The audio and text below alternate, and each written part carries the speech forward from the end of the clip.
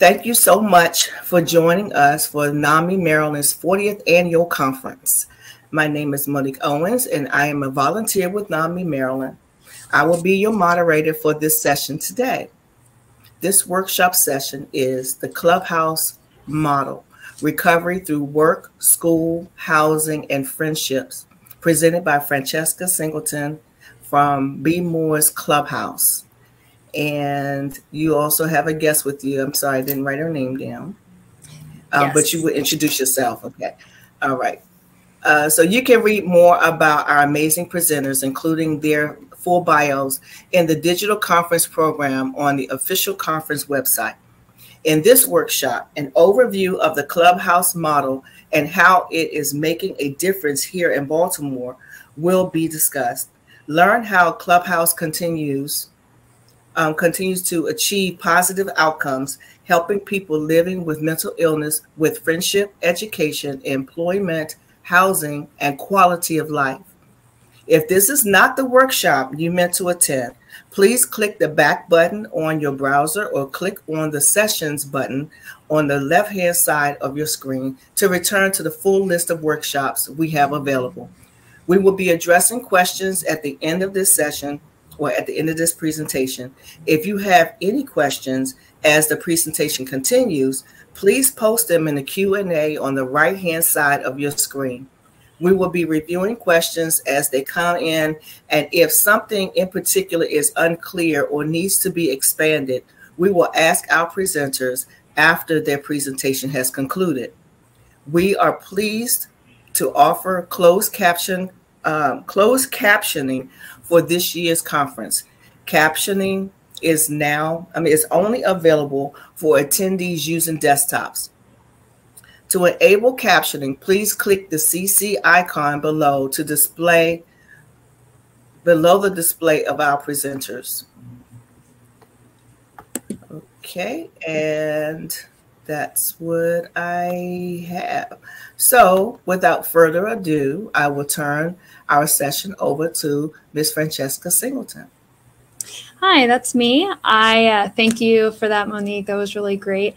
Yes, I'm the program director at Be More Clubhouse. I've been here about 4 years, and I do have a co-presenter with me today. Hi, I'm Amanda. I've been a member at Be More Clubhouse for about a year, and I'm here because the Clubhouse has had a positive influence in my life, and I believe in the Clubhouse model. Yeah, so as you can see, we're both wearing masks because we're at work today. So masks are optional, but if you need us to speak up, Monique, please feel free to cut in and let us know. So thank you for coming. We're really excited to have been invited and to share about the Clubhouse model. We hope that by the end of this workshop, you'll all have a clear understanding of why Clubhouses exist, what we do, and what makes us unique. We're also hoping to clarify common misconceptions that we often hear about the Clubhouse model. So we're going to start this off with a quick video. We think this video will help to explain some of the more nuanced concepts about the Clubhouse that we're going to talk about later in the presentation. We partnered with Blue Rock Studios a few years ago, and just to give you a heads up, we made this when we celebrated 10 years as a Clubhouse. That was a few years ago, and since then we have moved to a different building. So without further ado, Camille, if you wouldn't mind sharing that video, that would be wonderful. Of course. Just give me a moment, please.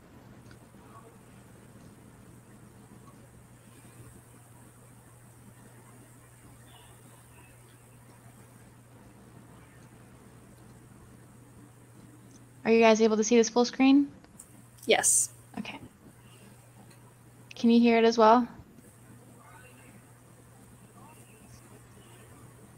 No. Okay, I'm sorry, hold on.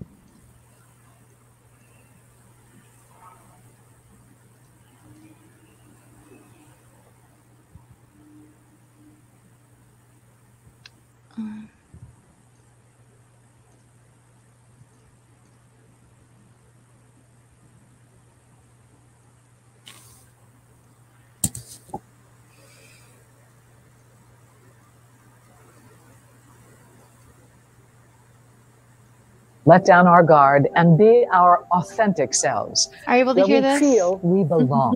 Okay. For 10 years, the Be More Clubhouse has been that place. The 140 members of the Be More Clubhouse face daily stigmas and challenges in their lives that can erode confidence and lead to isolation and solitude. Be More Clubhouse is designed as an intentional space where members are accepted for who they are, where they are. Let's learn from some members and staff what the Clubhouse means to them. I like the people here. They're real concerned about you, and they help you out. Because I used to be a real quiet type person, didn't do a lot of talking. I started opening up more, interacting with people, and listening to people's stories about the Clubhouse, and I fell in love with it. And I've been going ever since. And I encourage anybody that comes here to continue to come and grow more and more like I have grown. After coming to the Clubhouse for this length of time, I've seen a reduction in my anxiety, which was a problem, and depression. And it just, when I wake up, it gives me something to look forward to each day. When I came here, it was much better than I expected. It's one of the easiest places to come in and be a part of something. Whatever you want to do each day, you can find a way to do that, even if it's just to come and sit and observe people for a little bit. That's something you could do.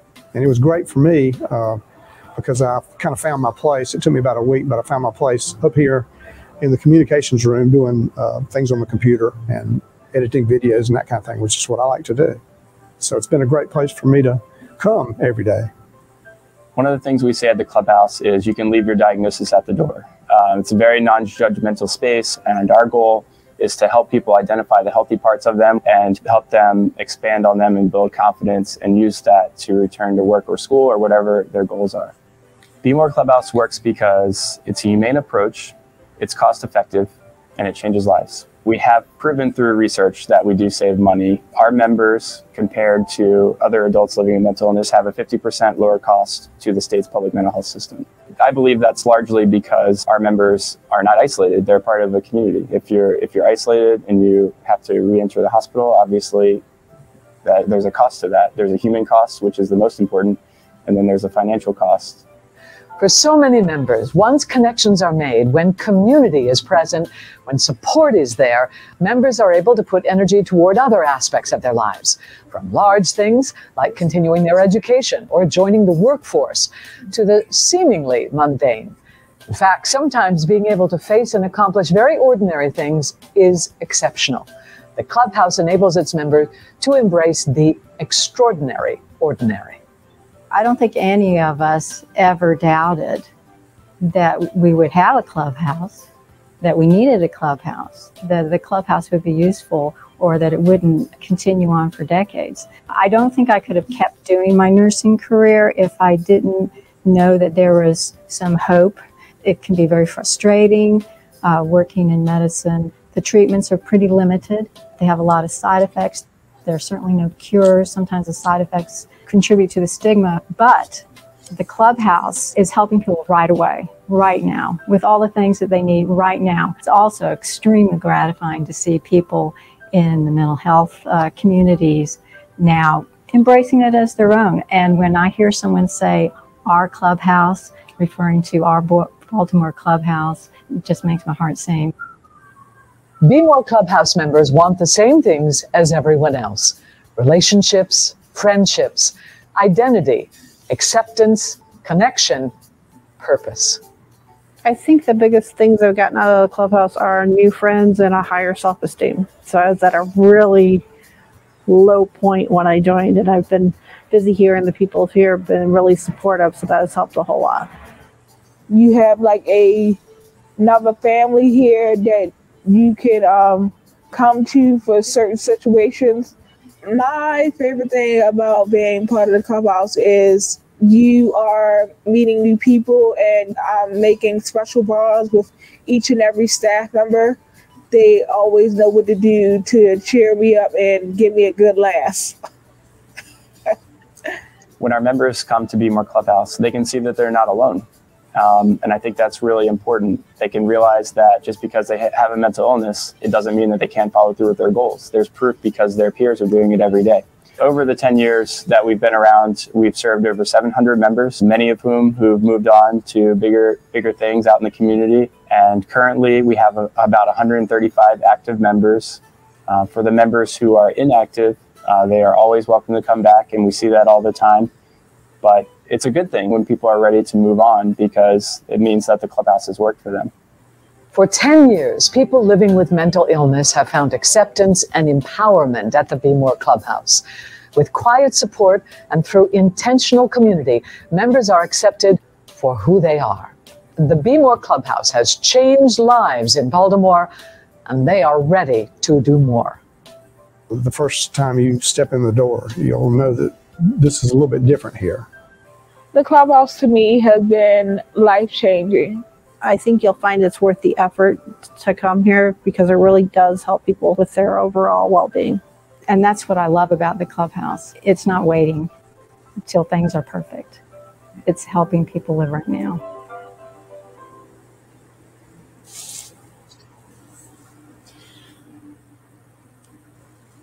All right, thank you, Camille. We are going to move on to the rest of our presentation now. I'm just going to share my screen with you all, and let's go ahead and view this.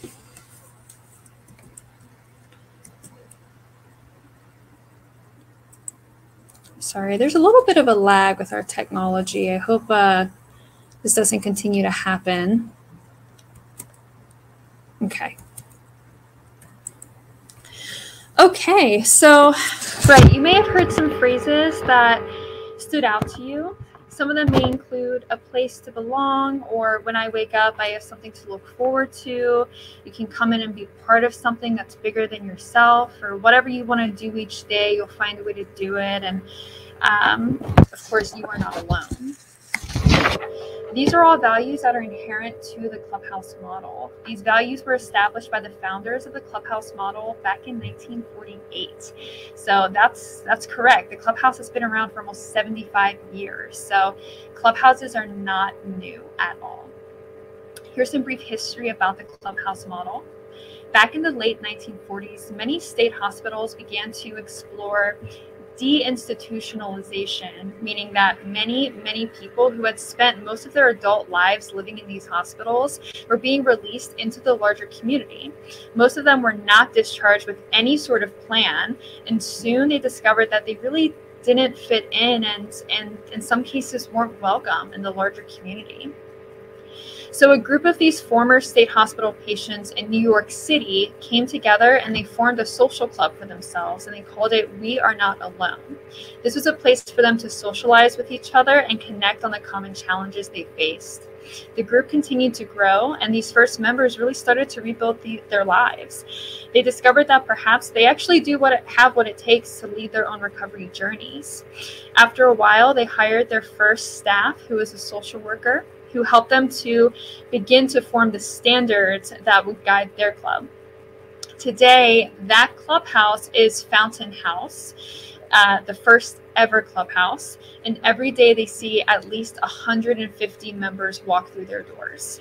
And a fun fact, it's called Fountain House because the original building for We Are Not Alone, the social club, had a fountain in the backyard. So this picture here in the PowerPoint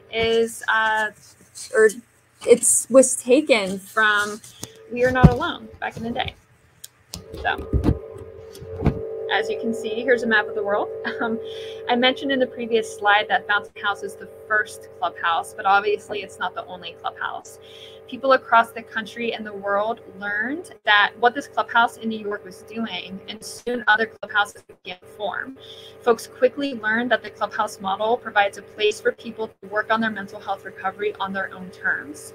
As the number of clubhouses grew, Clubhouse International was formed in the 1990s. I think it was 1994, to bring the larger clubhouse community together and to provide guidance and support to clubhouses to ensure that all organizations who refer to themselves as clubhouses actually follow the 37 standards best as they can. by this point, you're probably wondering, what are standards? Why does she keep saying standards? Excuse me, Francesca? Yes? Excuse me, Francesca.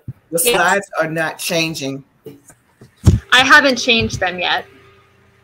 Which slide do you see right now? Wait, which slide do you see right now? The very first one. Really? The Clubhouse Model Recovery, yes.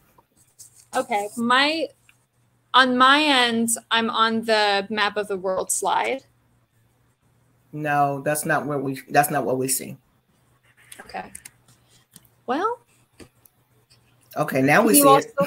Okay, so I'm just going to go through like this. Is that okay with everyone? Yes, that'll work. Okay. So. All right. Sorry about that. No, that's okay. Thanks for letting me know. So the value, sorry, I lost my place, but okay. The 37 Clubhouse standards guide the function and values of every clubhouse. These standards address membership, such as membership is free, voluntary, and it lasts a lifetime. It addresses the role of clubhouse staff, our employment program, and more. Fountain House formed the original standards, and they've grown over time as the scope of clubhouses have grown over time. So, but the values of all clubhouses focus on choice, community, and long-term recovery.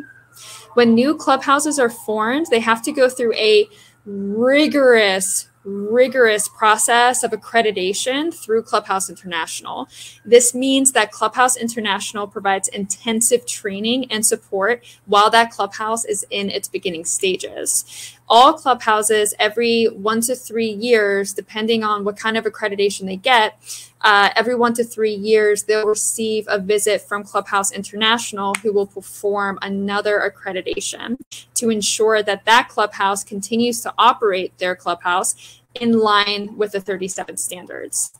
Most clubhouses aren't actually able to meet all 37 standards, but clubhouses can receive full 3-year accreditations if they follow most of them and there's a plan in place to follow the rest of them.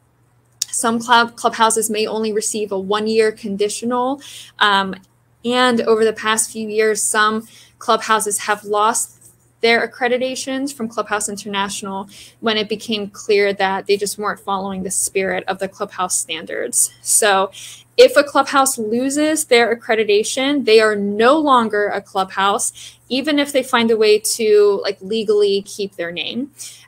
You may have heard of other clubhouses in Maryland or programs who have adopted the Clubhouse model, but if their programs are not checked out and accredited by Clubhouse International, they're not a clubhouse. So this is a map. You'll see there are little red pins all over the map. These are our fully and partially accredited clubhouses. We have 334 throughout the world. Which I think is pretty impressive.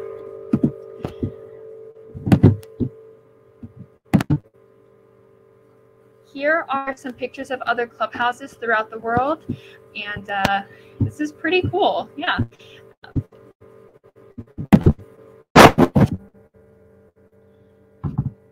I want to share some information about Be More Clubhouse, which is where we're from.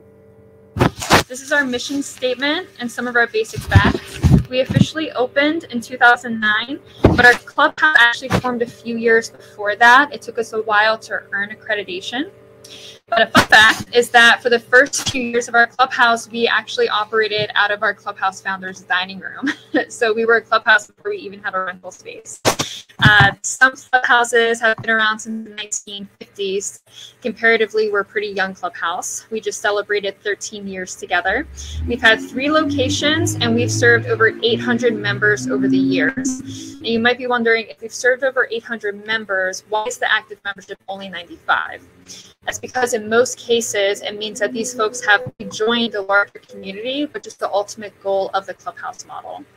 According to the Clubhouse model, folks join the clubhouse, they work on their recovery, they achieve their goals as they rejoin the larger community. But since membership lasts a lifetime, members can always come back if they ever need the clubhouse again, and they don't have to be re-referred or anything like that.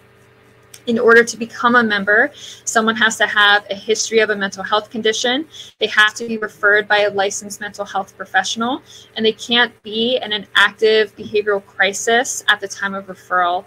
And that's because we're not a crisis intervention program, and our staff can't and we won't go hands-on with anyone. So folks need to be able to function in our community without supervision of any kind. So here are, I'm going to just kind of tell you some of our data from the past year. We served 168 members over the past 12 months. We served over 5,000 meals. We provided 284 home visits. And with the 95 active members that we have, 49 of them either maintained employment or replaced in a new job. The average cost of an active member to Be More Clubhouse is about $3,500 per year. So Be More Clubhouse, we had our most recent accreditation from Clubhouse International in 2019. And this was right after we also received, right after we received our license as a psychiatric rehabilitation program, which allows us to bill Medicaid for the services we provide to the Clubhouse members. We worked really hard to integrate the documentation requirements for PRP into our work order day so that we didn't have to shift into a clinical program. We're proud to report that Clubhouse International found us to be in full compliance with all 37 standards, which is the only time that our specific accreditors had ever seen that happen. Be More Clubhouse is considered by Clubhouse International to be one of the strongest clubhouses in the world. And if you don't believe me, I want to share that we were asked by Clubhouse International to co-host the Clubhouse International World Seminar. Last month, we hosted 600 Clubhouse colleagues from around the world, which represented 32 US states and 14 countries. We hosted them right here in Baltimore City. During the conference, we met our global community members, we discussed mental health challenges throughout the world, and we received the latest data about the impact of clubhouses.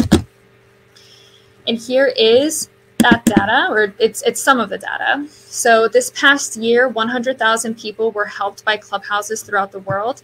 And if there are 334 accredited clubhouses, that means that an average of 299 people were helped per clubhouse last year. Now, I've heard other clubhouse directors from other states describe their clubhouse as a workforce development program. Clubhouses are very, very serious about people with mental health conditions being able to work in the larger community. I want to clarify right now that clubhouses are not sheltered workshops.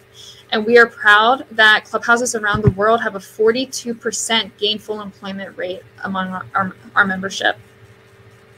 Also, many people utilize hospitals and ERs for respite, and we all know the data about prison systems being overcrowded with people who are actually just in desperate need of appropriate mental health services. Research conducted about Clubhouse International has indicated that the rate of hospitalization and incarceration drastically declines when someone actively participates in a clubhouse. The reason is because clubhouses address the social determinants that often lead to these kinds of conditions.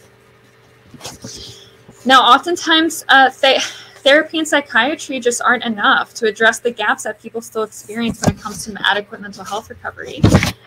The Clubhouse fills those gaps, and we're designed to supplement someone's existing mental health treatment.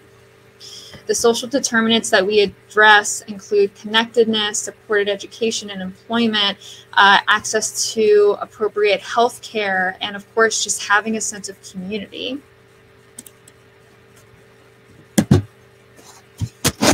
Now, Amanda's going to take it over. Thank you. Okay, what is a clubhouse? Now let's talk about the nitty-gritty of what actually makes a clubhouse. First, clubhouse participants are known as members. We're a non-clinical program. What does that mean?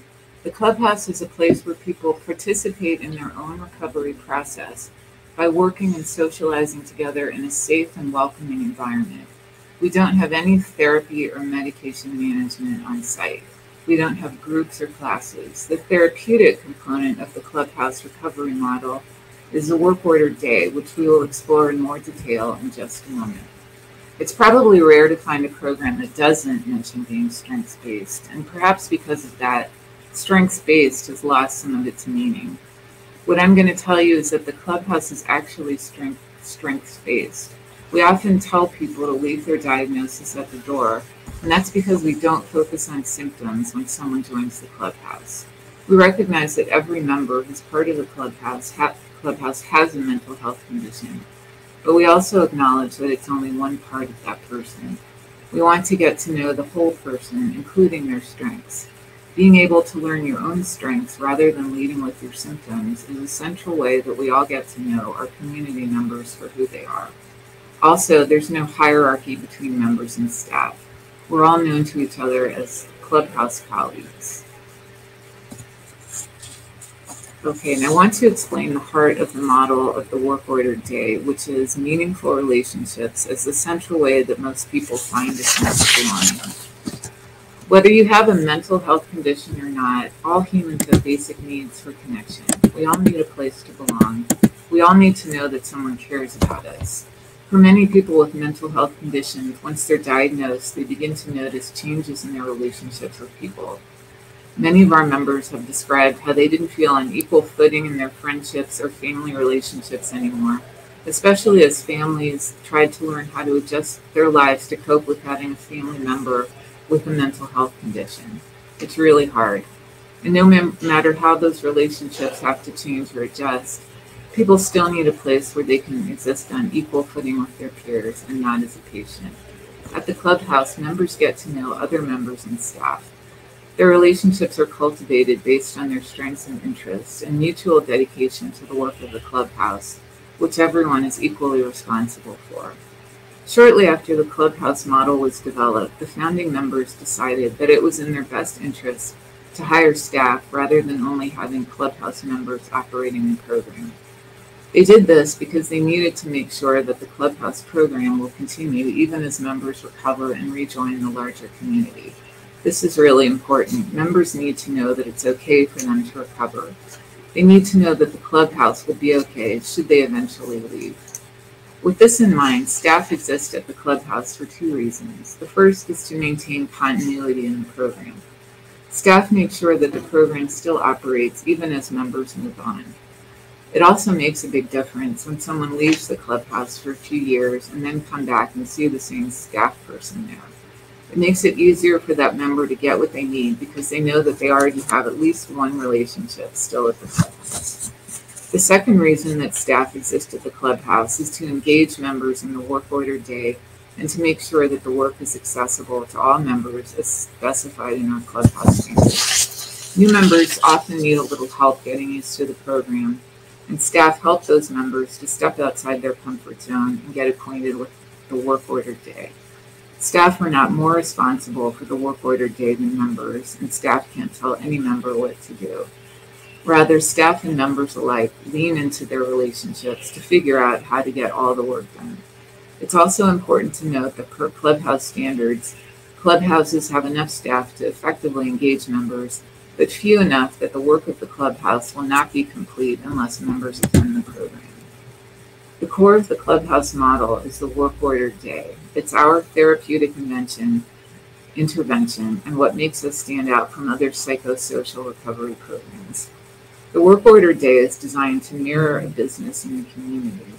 Per Clubhouse standards, all the work of the Clubhouse is meaningful and essential to the operation of the Clubhouse and fulfillment of its mission. In other words, we don't have any busy work here that doesn't serve a purpose. The Clubhouse is designed to mirror a typical business so that members have a direct opportunity to practice whatever skills they need to rejoin the larger community in whatever way they see fit. For example, coming from 8:30 a.m. to 4:30 p.m. helps members cultivate the daily structure they need to maintain employment.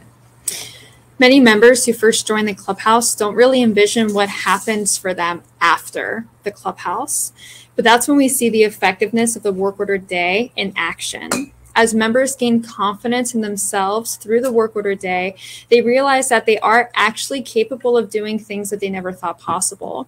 For example, some members thought that they'd never be able to learn how to use a computer or how to prepare a meal for a room full of people, or even how to answer the phone.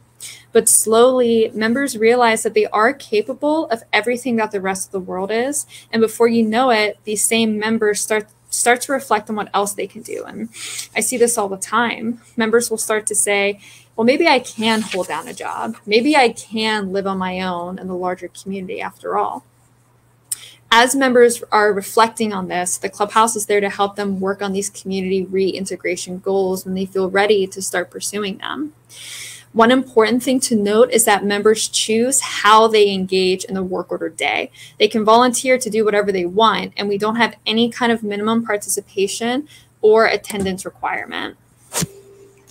So here's an example of a typical Clubhouse schedule. Various meetings will also happen throughout the week. Some examples include our weekly job hour, the community meeting, where program changes and events are discussed, and social event planning.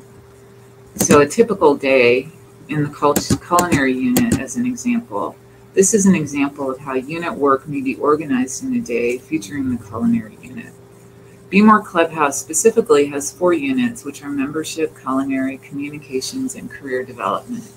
You can see in this example how all the work is clearly stated, and members will volunteer for whatever tasks they want. This is a great example of the legitimate need to have enough members attending the program each day, because without members, this work won't get done. So that's the basics of the work order day. I also want to take some time to discuss our employment program. Like I said, we're not a sheltered workshop. Members are not paid for their participation in the work order day, and we strive for members to obtain competitive, sustainable employment in the larger community. All Clubhouse employment is at the employer's place of business and pays the prevailing wage for the required work. There are 3 types of employment support at Be More Clubhouse. The first is transitional employment, which is commonly referred to as TEs. With this, Clubhouses have partnerships with local businesses. Some of Be More Clubhouse's partnerships have included the YMCA, Johns Hopkins, Southside Marketplace, Second Chance, and APG, and that's just naming a few. So through transitional employment, the employer reserves one of its entry-level positions for Be More Clubhouse membership. This placement is designed to last for 9 months per member, and once a member completes the placement, they rotate out, and then another member is placed in the job. Each position is temporary because TEs are designed for folks who have had long breaks from the workforce and who need to recultivate the basic transferable skills for any job.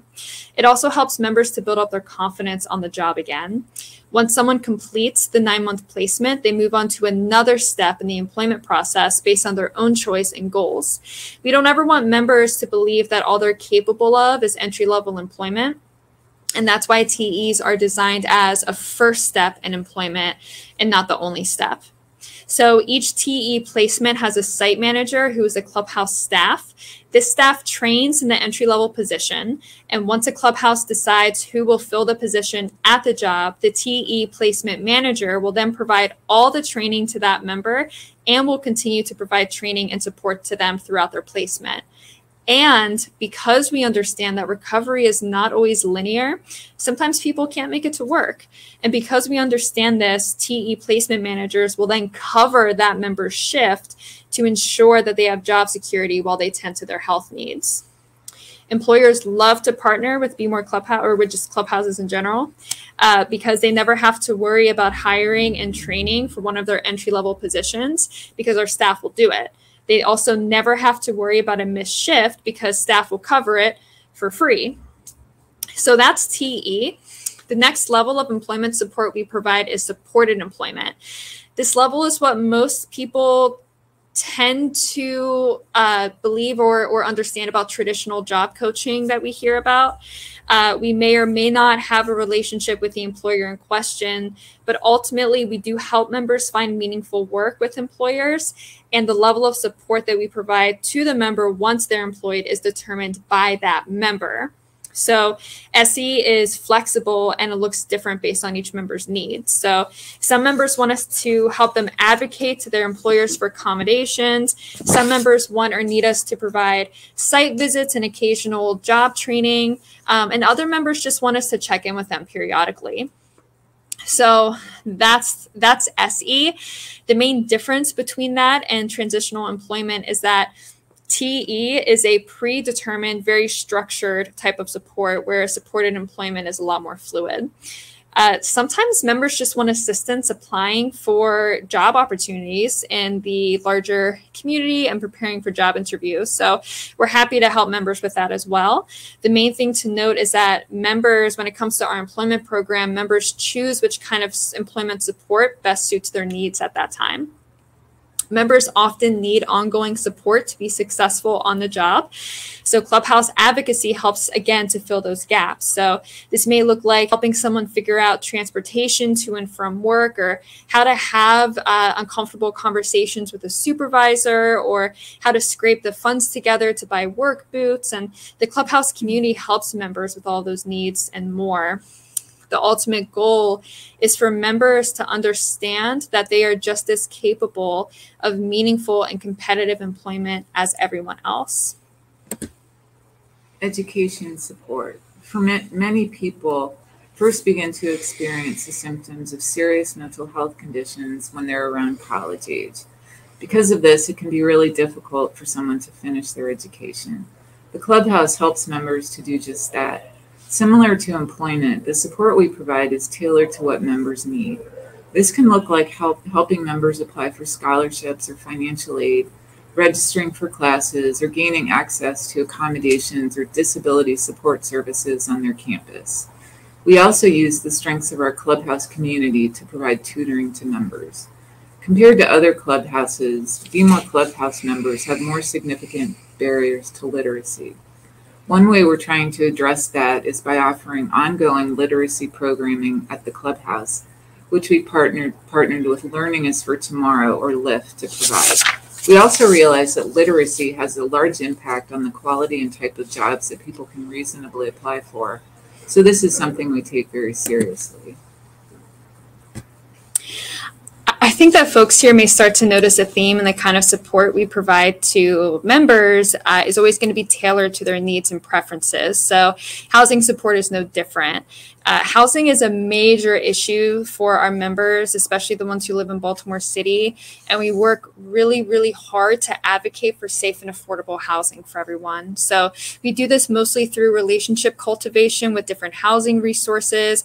And we also help members to complete applications, access transportation to visit potential homes. And again, we're just helping to fill in those gaps as they arise. So we understand that it's really hard or basically impossible for people to work on employment or even mental health recovery in general when they don't have a safe and affordable place to live. So this is a major way that we provide ongoing support to members. Here are some other ways that we help to fill the gaps that members often experience in their mental health recovery.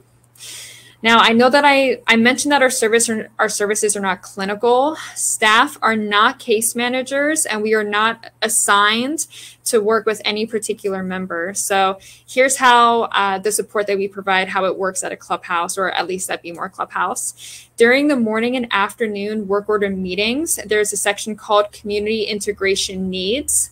And under that section, we'll see job support, housing, transportation, etc. In that section of the meeting, members who have a community integration need will raise their hand and specify the need. Then any Clubhouse colleague in the meeting, regardless of whether they're a member or staff, can volunteer to assist the member in need with the task. Members often have so much experience navigating housing and other resources and are often aware of resources that staff don't even know about, especially because resources are always changing. So we pool all our knowledge together to make sure that members have their needs met. Going about community integration in this way also ensures that members have their needs met when they come to the clubhouse on their own terms, rather than needing to schedule appointments with a case manager or anything like that. So Member participation and community resource navigation speaks to our strengths-based model by providing the opportunity for members to contribute both to their own recovery and also to that of their colleagues. We also have social events, and we celebrate every holiday. So at the Clubhouse, we are a community for people to share in their recovery, and it's important that the Clubhouse is always there so that people will always have a place to come to share in the more organic parts of their lives, such as holidays or even just relaxing with friends after a long day. So this is an essential part of any Clubhouse community. The honest truth is that many Clubhouse members wouldn't have anyone else to celebrate the holidays with if not for the Clubhouse. So it's important to note that our social events always take place after work hours. Clubhouse colleagues plan and facilitate our social events and holiday events. We are open for every holiday on the day it is observed. So yes, I will be at the Clubhouse on Christmas Day, which is a Sunday this year. I will be there. Some examples of social and holiday events include movie nights, game nights, bingo nights, bonsai or horticulture workshops, poetry workshops, ping pong tournaments, and we've even had a watermelon themed party just because it's what people wanted to do. So those are the basics of the Clubhouse model. So before we start to wrap up, I do want to briefly discuss the fact that the effectiveness of the Clubhouse model of psychosocial recovery has been researched and studied throughout the years.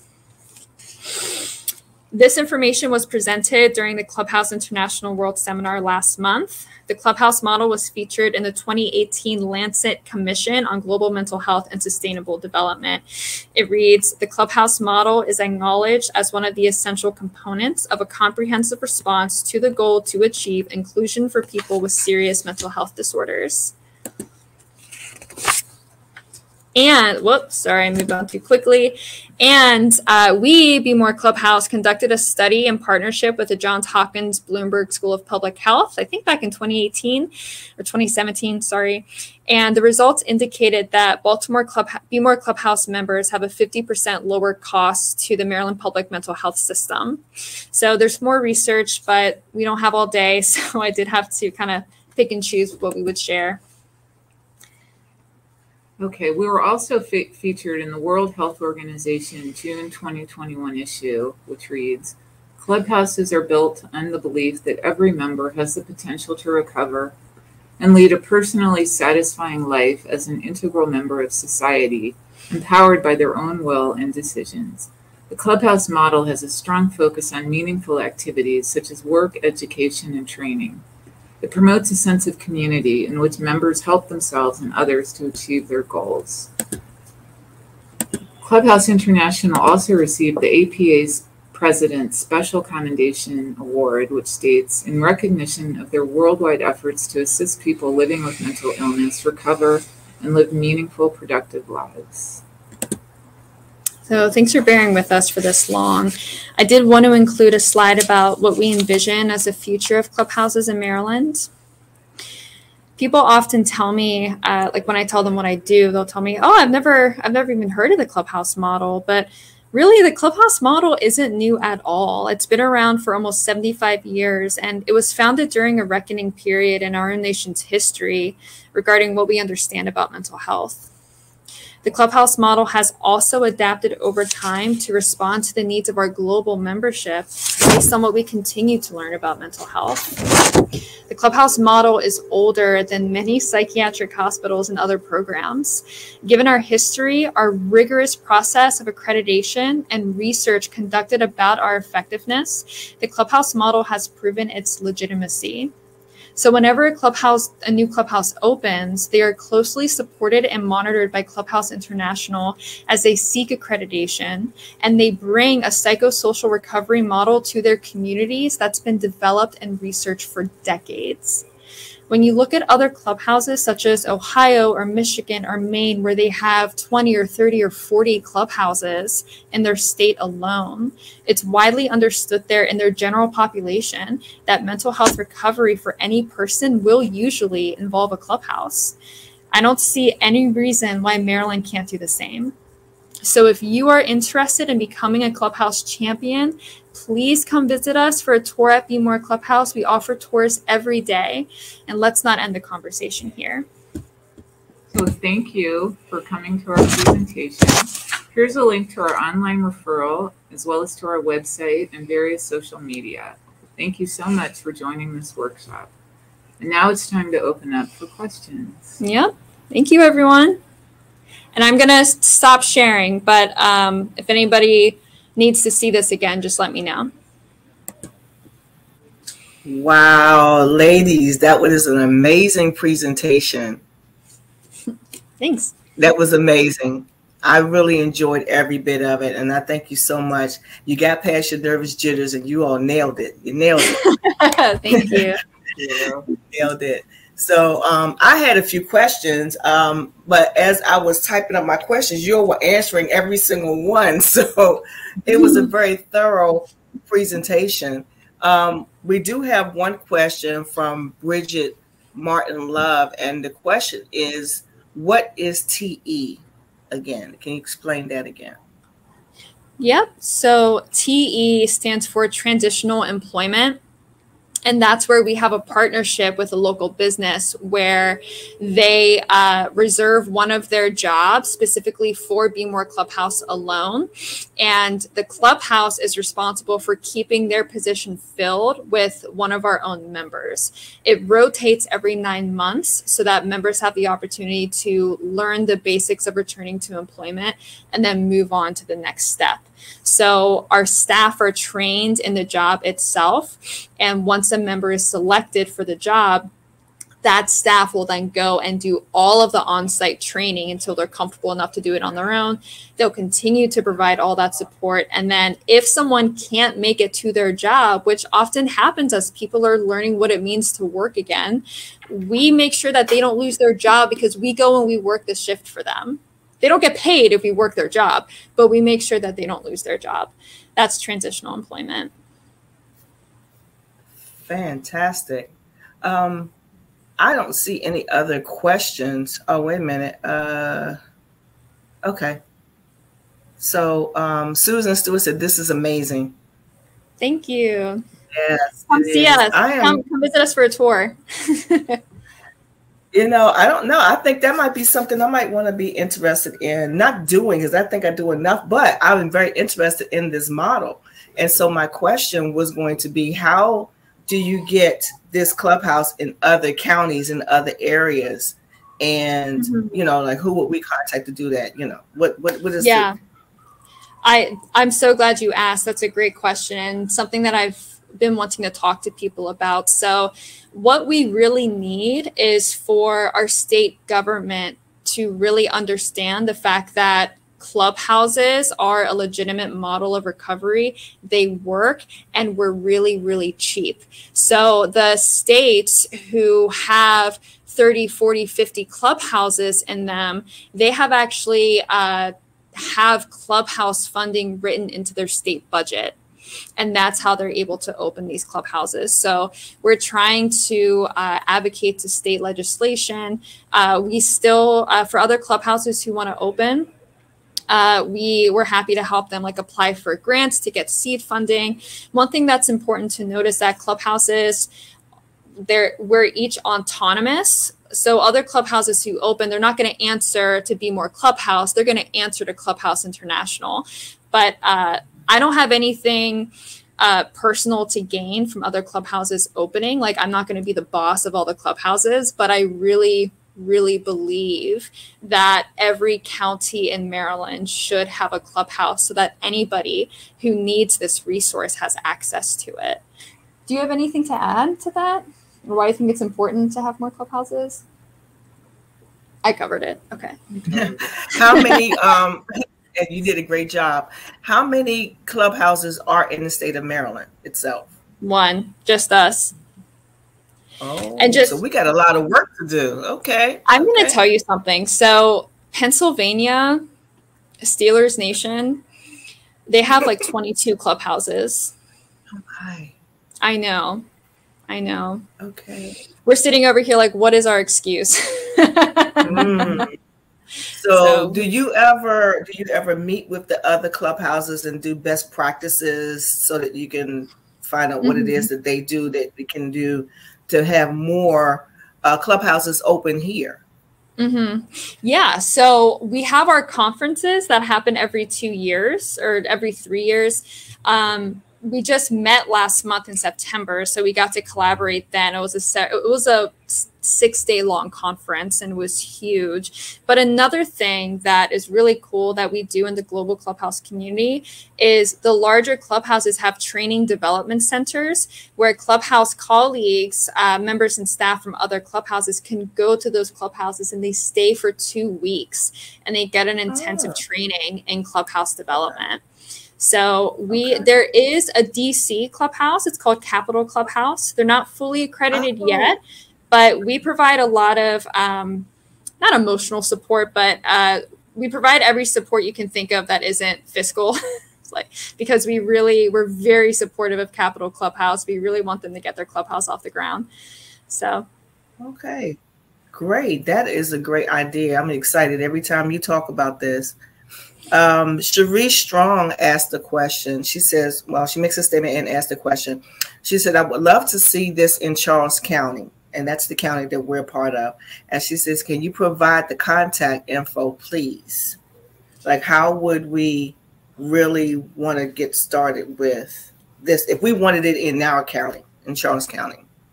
I first recommend going to contacting your county's behavioral health authority and advocating to them about the Clubhouse model, and you all coming to Be More Clubhouse for a tour, really learning about the Clubhouse model, and then inviting those folks to come to Be More Clubhouse to receive a tour. So it's really important that people in the right places have buy-in into the Clubhouse model, and being able to come and see the work order day in action, it sells itself, you know.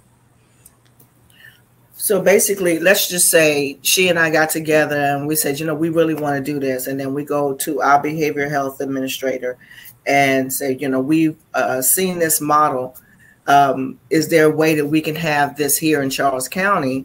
And then we can come out, contact someone there, and then we can come and do the tour and so forth. Is that what you're telling me? Yeah, okay. And you would also probably have to apply to get seed funding.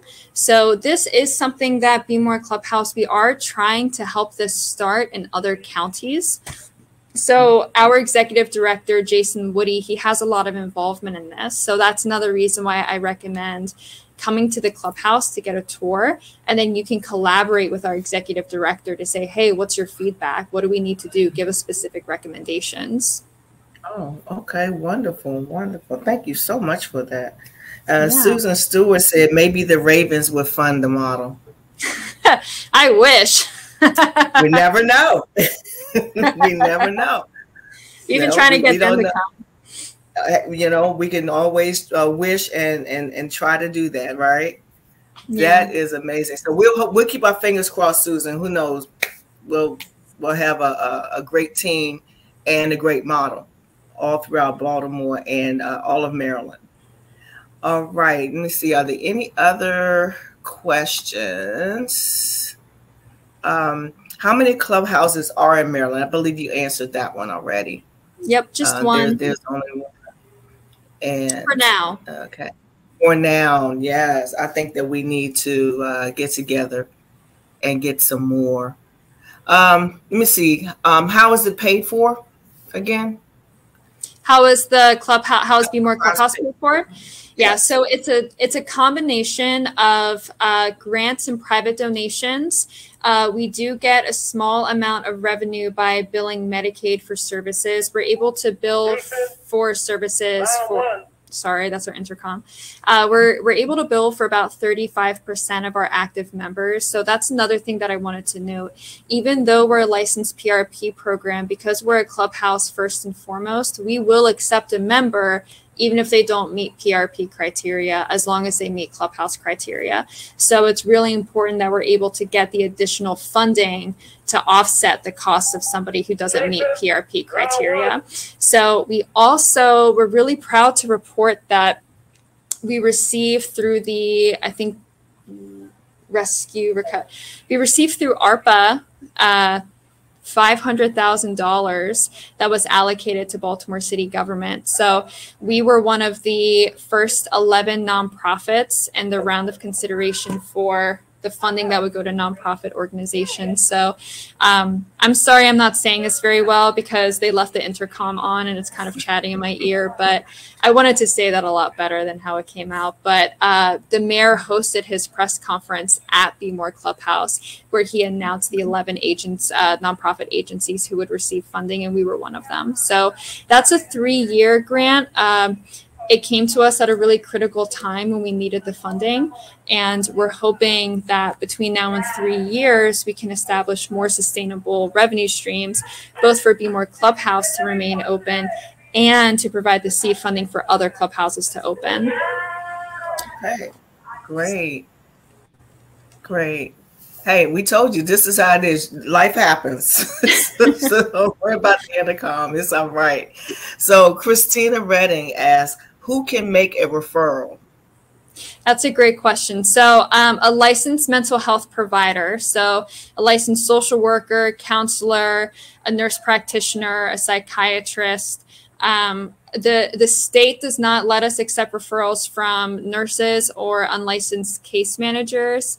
But what I tell people is just to fill out the referral and then have the clinician review it and sign it and then just send it over. So, because oftentimes at hospitals, like nurses and case managers will get to know their patients really well. So I respect their judgment as well. All right. That's great. Thank you for answering that. That was one of my questions, actually. Let me see. I like the fact that you have described it as a workforce development program. Did I misunderstand that, or was that what you said? Mm-hmm. That is great, because I've always wondered, how do you do the transition for and teaching them basic life skills and employment skills? And I had no idea that the Clubhouse existed to do things like that. Yeah.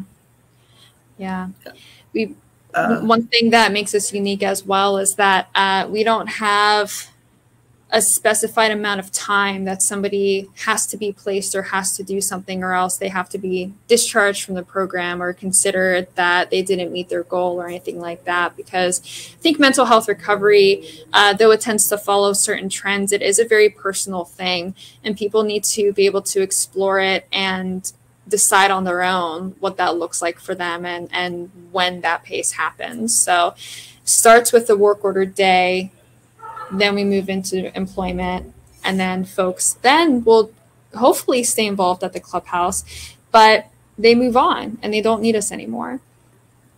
Is there ever a time where a member, let's say they're in one employment, and I believe you said it's a 9-month employment, do they ever come back and then try another location, getting the feel of a different type of job performance so that they can figure out where they fit? Right, absolutely. They absolutely can. And let's say that somebody tries out a TE and it doesn't work, they're not able to finish the 9-month, that does not bar them from trying another TE. Okay. That's great. So how many staff members do you have in order to do all of this amazing work that you're doing and still operate the Clubhouse itself? How do you do this and transitions and all of that? It is hard. Yeah. So we, first of all, we can't do it without member leadership. But we currently have 6 full-time staff. Oh, wow. Okay. Oh, here was the next question, since you answered that. And I think this will be my last one, because I think we have to wrap up. Do you have volunteers that come to help?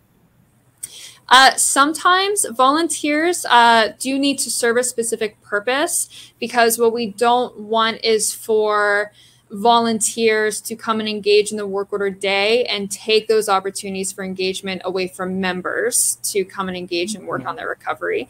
So what we're actually trying to work on is kind of transitioning people who want to volunteer into what we call Clubhouse champions, people who would like to explore joining our board, or who would like to help with a fundraiser, or who are willing to spend their time to help advocate for more Clubhouse funding. So that's how volunteering can be really helpful within the Clubhouse. Wow, and that's a great idea. Thank you so much. I didn't think about that one, but that's great. We are looking for board members too. Just a quick plug. We are looking to expand it's a our board shameless plug. It's okay. We are growing our board. So Monique, just is something to think about. So. I think I'll try to pencil that in somewhere in between NAMI and my own work and life and all that. But that sounds like a great idea, though. But I might keep that in mind. Now. I might keep it in mind. So, we'll start with this work. Yeah. Okay. All right. We'll do that. Well, you know, ladies, we had a great session, and I don't see any other questions or chat information. Let's see. I believe that is all. So what I'm going to do is wrap up what I have to say. Okay, so thank you so much for joining us today. And thank you for your great presentation. You did a great job. We would now like to open it. Well, we already did this for workshop for the questions. So here's the thing. If you have any other questions at the end, you can send those questions to connection@NAMIMD, that's NAMIMD.org, or submit your questions at the end of the event evaluation later this afternoon. So this is all the time we have for now. So thank you all so much for joining us today. At the end of the conference today, you will receive a link for an evaluation survey. If you would like to acquire CEUs for this workshop, please submit your response no later than Saturday, October 22nd. So the next workshop session, I believe, starts at 3:35. So be sure to take some time to stretch, get some water, and we will see you in the next workshop session. Ladies, I thank you so much, and you all have a wonderful, wonderful time. Thank you. And thank Take care, everyone everyone. for attending. Thank you for coming. Thank you. Thank you, Camille.